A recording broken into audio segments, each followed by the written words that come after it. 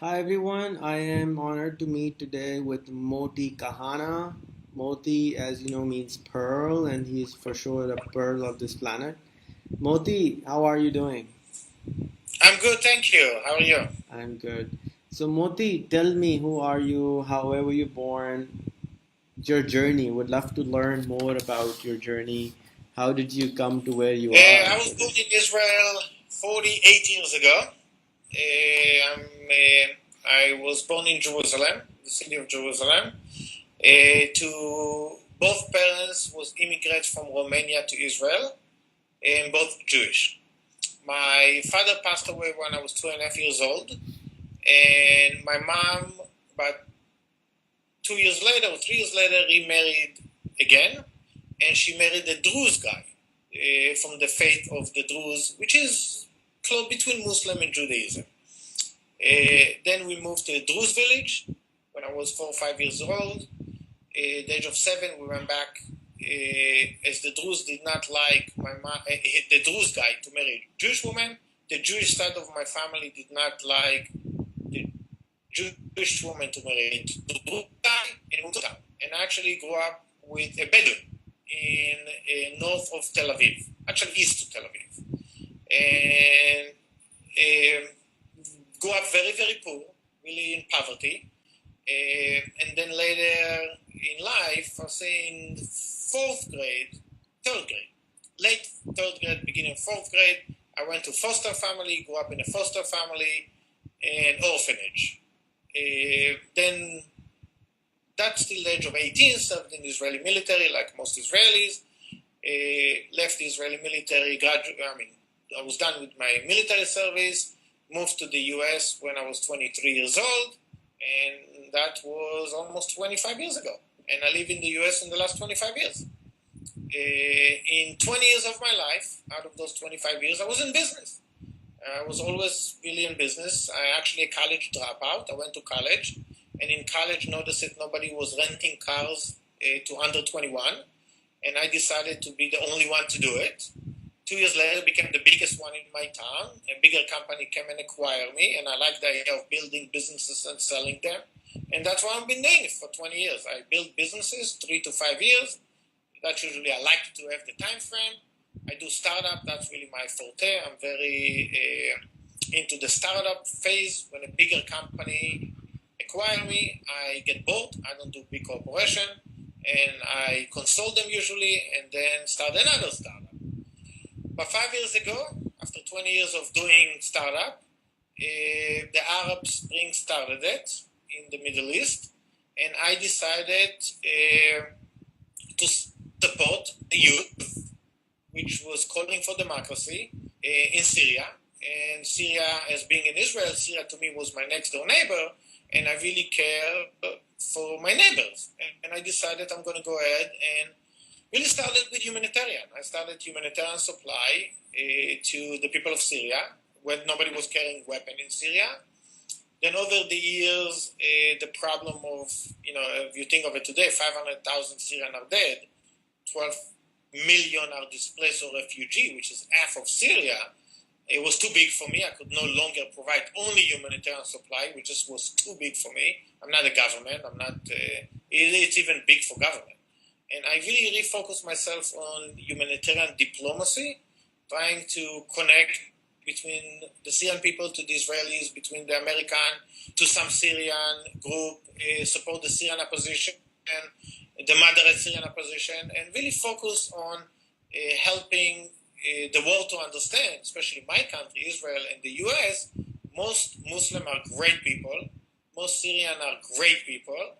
The fanatic, you got them all over the place, if it's in Israel, in the US, or in Syria, but they are a very, very small number percentage-wise. They make the most noise, but a very small number. And most people are great people. And that's what I've been doing in the last 5 years. So, what were the startups you started? One was first was the rent a car. Well, first was car rental. Was always in the rental car space. I did rental car for a few years. Then eBay started it. eBay wanted to do eBay Motors. Was back then was eBay Miscellaneous. I was the only seller on eBay, eBay miscellaneous. If you think of it, early days was eBay miscellaneous, was no category motors. And because I came up with this idea to sell rental car over the internet, eBay, and Yahoo was bigger back then. Yahoo Auto was bigger, eBay was miscellaneous. I noticed it was more traffic from eBay, not that much from Yahoo, and I started selling on eBay miscellaneous. I became the largest seller on eBay miscellaneous. They wanted to build eBay motor, and I became a partner of eBay, helping them to build the eBay motors, as you know it today. Back then was a very tiny little nothing. I did that for about 2.5 years. September 11 came in, and September 11, the whole rental industry got beat up really, really badly. Everybody was going bankrupt. Budget went bankrupt. Alamo National went bankrupt. Those all used to be my client, helping them to sell cars over the web. When everybody got beat up financially, I got beat up as well, like everybody else. And by being in business, you don't win every time. You go up and down. You just stick with the mission, stick with the focus, get it done. That's what I wanted to do. And a few years after everyone got beat up, I then relaunched again the product, and a few years later sold that to the Hertz Global Holding Company. Worked at Hertz for a few years, helping them to do the same thing, selling their cars over the web. And in the meantime, got small other companies put together and sold that very quickly. But those was more a small company servicing the auto rental industry. Again, my forte is really rental car.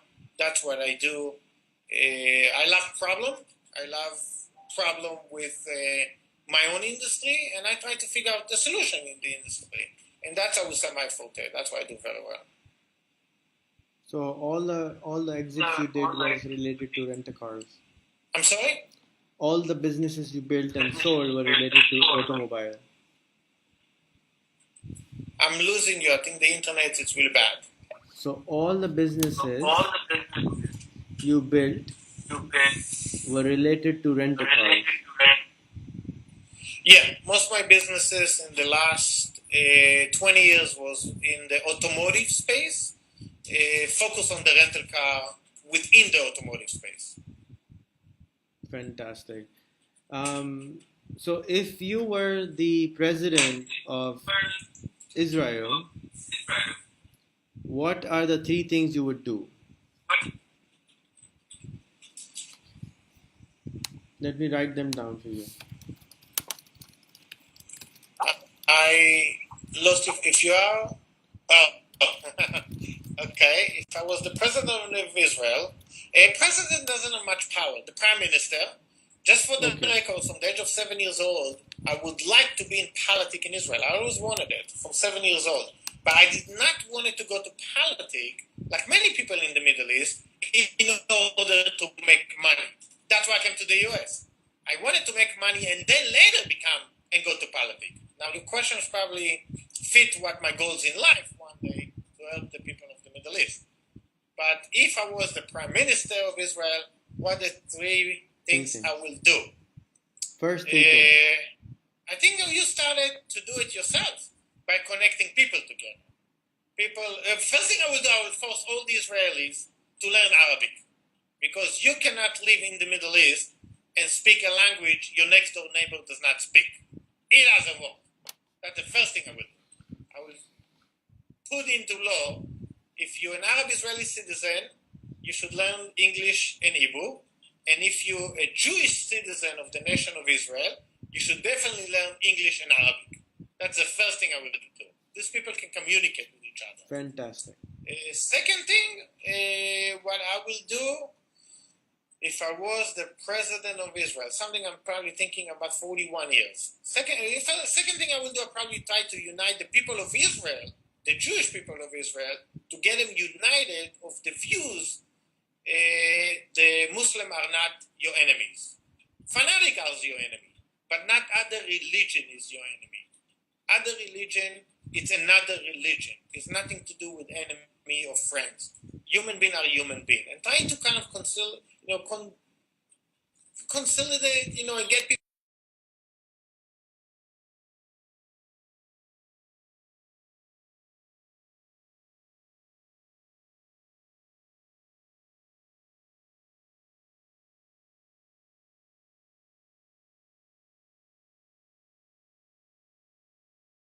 regardless of the religion, which the US government does very, very well, separating state from religion.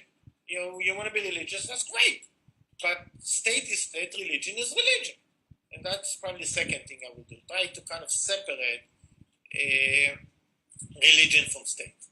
Everybody welcome to pray to any God you like, as long as you don't kill your neighbors, that's fine.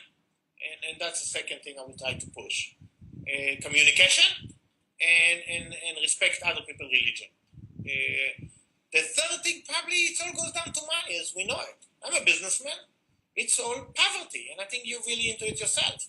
When people have comfortable life, they're not interested of going to war. They're interested of going on vacation. They're interested of sending the kids to better education, because that's what people will do when they live in comfortable life. That's what the goal is in life, not to go to war. The goal will be, let's see what vacation I can take my family to. Walt Disney seems wonderful, and not Gaza at the moment. And probably poverty. Try to bring in Israel case, 33% of people, I think 32% below poverty. The Jewish part. The Muslim probably 80%, not higher than that, which is crazy. I think pushing more middle class and try to kill poverty. Because people in poverty, when they have nothing for them to believe in, because they have no future, the poor, they go to places none of us, you and me, want them to go.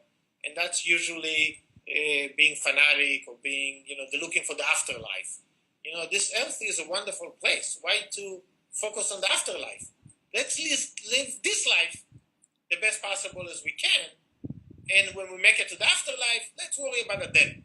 And if you do good things in this life, you probably get to a better afterlife. And that's why the three things I will do. Now, if you were end poverty, or try to end poverty, connect people, and the separation of state and religion. Now, if you were the president of Palestine, what would be the three things you would do? First thing. Of Palestine, well, I'm the exact same thing, no different. No different. There's no difference between Palestinians and Israelis. There is no difference between Palestinians and Israelis. As I said, the first thing I will do if you're Palestinian, I will probably like to my people to communicate with the people living, in some cases, 50 meters away from each other. In the old city of Jerusalem, you have Jews and Arabs living in the same building, and they hate each other. Communication. That's the first thing I will do. Let's learn each other's language and get to know each other by communicating with each other and speaking the same language. It's really the same thing, no different. The language, the nationalism from religion, and try to kind of, you can pray to whatever you want. We should respect each other, and it's really the same as I will tell the Jews, I will tell the Palestinians, no different. Now, a lot of people don't know that there is a lot of Muslims people living in Israel. How many % of Israel is Muslim? I'm sorry, your internet is really... I will write down the question.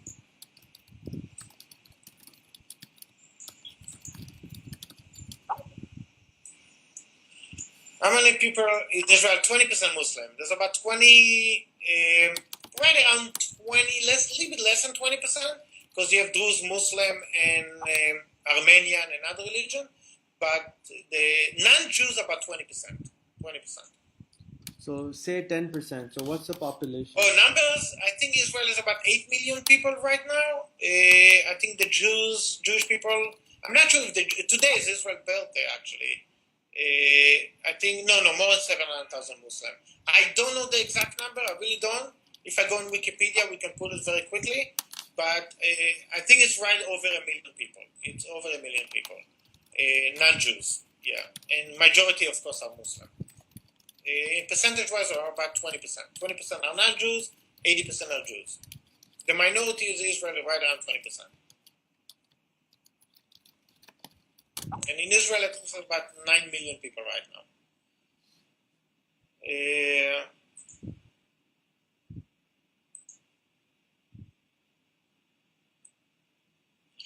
What's the question? How How can Muslims can from other countries can contact those Muslims, other Muslims from other countries? Well, I actually was very involved last year of bringing to New York every single mayor, Arab Israeli mayor, not the Jewish mayor. I brought 40 mayors of every single Arab Israeli town to New York. And why I did it? Why a Jewish guy will finance mayor delegation of every single Arab Israeli town? Because to me, the Muslim citizen of Israel are exactly the same as me, the Jewish citizen of Israel. We have exactly the same right. We should have the same right. We should have exactly the same. There's no difference between us. And I really, really care to bring those Arab Israeli mayors, all of them, to the US. Why? I want them to understand. I care for them to understand. And I really care and I wanted them to understand the Jews in America, we only 20%. The Jewish people in America. People think we're more. The Jewish people controlling the world, we're so powerful. But let me tell you the story of the Jews, and that's what I told those mayors. But my goal was when you go back to your town, you're only 20%, but you're almost 80% in poverty. You very, your towns are very, very poor. Let me explain. I want them to know and to get to know the American Jewish community, what we've been through as an American Jew. My wife, she's an American Jew. And I care for them to come over here. Why? Those Arab men, when they came to the U.S., I said to them, we as Jewish people, and I took them to the Jewish community in the U.S., we only 2%. We're not 20%. You in Israel, 20%. First thing you need to know, get your people to vote. Because the voting in the Arab Israeli town, they're only 50%. The Jews are right around 75, 77%. And if you want to have any say in the government, go and vote. Vote to whatever you want to vote, but you got to exercise your right to vote. I support the Syrian people in the last 5 years. What are the Syrian people asking? They're asking to vote for their own democratic government. People in Syria dying and willing, they're dying in 1,000 in order to go and vote. You Arab Israeli, you have the right to vote. Go and vote. Get your people of your town to vote. That's first. Second, I want them to understand, we as Jews came to America after the Holocaust, after 1945. We had nothing left. Most of the family was killed. Most of the family was murdered in Europe. We came over here as refugees. We had no money. Nothing. Most had no education. It was young generation. And they came to this country, and when they came to this country in the 50s, was anti-Semitic. If you wanted to go to top-notch school, was very difficult. Harvard, Yale, was almost impossible to get in. Financially, it was impossible, and you had no money to even get in. But the number one thing the Jews did after the Holocaust in the U.S., top education was the most important for every Jewish family to send the kids to the top school that can possible send the kids to. And they did. And those kids finished the top school, but they couldn't get a job because it was anti-Semitic. People was against them. In the 50s, U.S. was actually anti-Semitic. And they didn't want to employ Jews, which actually graduate Harvard, Yale, and the top school. Well, what do you do as a Jewish person? You can get a job. Okay, you open your own. If you're trying to get a job at the bank don't remember the people came very poor. They had no money except education. And what they did, they went and get their own bank. They started their own bank because they couldn't get a job at the bank. They started a small private bank, like Lehman Brothers. Lehman Brothers became like not a good name in 2008, but they started all those financial boutique investment banking because they couldn't get a job at the bank. And later in life, they became huge companies as you know today. They went to law school, they got a job, they tried to get a job at the big law firm. They started all of them. History then, 20, 30 years later, became one of the biggest investment banker in the U.S., bigger law firm in the U.S. Now you understand education was the number 2. Now, why they became so successful? Not because they're very smart. They became very successful because they couldn't get their own bank and they could not get big company to do business with them. They focused on something unique they could not get. They needed a client. But how to get the client? the focus with small, medium-sized companies. When those medium-sized companies grew, the law firm grew, the investment banker grew. And what's the point of the message was talking about those Arab-Israeli men. You guys in Israel still facing racism. The Jews don't like you. What's unique to you? First thing, get your kids to the best education you can. Second, do what the Jews cannot do. An example, you speak Arabic. Israel is a startup nation, excellent technology. Fly to Pakistan, sell technology in Pakistan. Because if you're Muslim, you're most likely to be able to get to Dubai or the neighboring country, which me as a Jewish person could not go and sell an Israeli product in the place the Jews not allowed. But if you're Muslim, take advantage of what you do have. By having the advantage, you speak Arabic, you're Muslim, and you're living in a country which have a great technology, get those technology and get the right to sell it in the places the Jews cannot do. Do something better in the Jewish people. If something they cannot do, and leverage it. And maybe 20, 30 years later, you never know where you're going to be. And that was the message, and the same message to the Arab Israeli or to the Palestinian. Don't cry, my life it sucked. Trust me, I grew up in orphanage. I grew up in a foster family. I went to America, I went to business, I changed my life. You're not going to be able to change your life unless you change your life. Don't go and complain, my leadership, my powerful government, my enemies, who cares? Go and do it yourself. If you do it yourself, you'll be surprised where life will take you. And that's my comment was to the Arab Israeli mayor: exercise your right to vote, do something different, educate your kids, your youth. 25 years later, you leverage. Israel in 68 years today became the one of the country in the Middle East which developed so much technology sold worldwide. Israel in the 50s was in a recession. They had no money. Today is one of the wealthy. They have no oil. They have no natural resources. But Israel became a very wealthy country. Why? Because they did something the neighboring country could not do. And the people living in Israel, Muslim, Jews, whatever they are, leverage what you do, have, and somebody else does that and do it better. And then you never know when that's going to take you. And that's what my message will be to the Palestinian. Go and leverage the opportunity, what the Israeli could not do. Because you can go and you cannot create Intel in Palestine or Intel in the West Bank. You know what? Go and work with Intel, take the technology, sell it to the neighboring country, which Israeli could not do it. And you never know when it's going to take you. And that will be my message. That's a beautiful message. And, I'm sorry? Unfortunately, you're not able to hear me. But I was saying that my favorite teacher's message is that but